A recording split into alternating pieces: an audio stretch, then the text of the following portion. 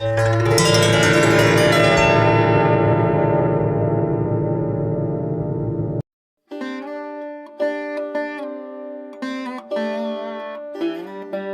घटना उन दिनों की है जब राजा कृष्णदेव राय के दरबार में रहते हुए तेनालीराम को काफी समय हो चुका था और उनकी विद्वता की ख्याति दूर दूर तक फैल चुकी थी। एक दिन राजा कृष्णदेव राय के दरबार में एक अत्यंत विद्वान ब्राह्मण आया।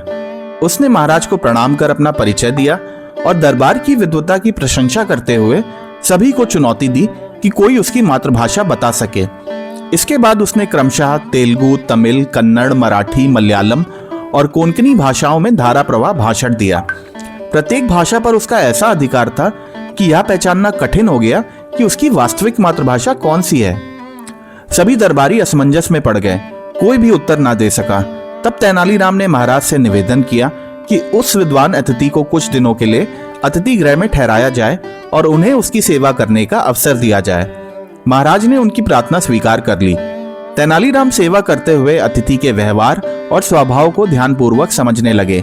एक दिन उन्होंने पांव छूने के बहाने अतिथि के पांव में हल्का सा कांटा चुभा दिया। पीड़ा से व्याकुल होकर अतिथि अनायास ही तमिल भाषा में अम्मा अम्मा पुकार उठे। तेनालीराम ने तुरंत वैद्य बुलाकर उनका उपचार कराया। अगले दिन विद्वान ब्राह्मण पुनः सभा में आए और अपने प्रश्न का उत्तर मांगा। तब तेनालीराम ने निश्चय पूर्वक बताया कि अतिथि की मातृभाषा तमिल है।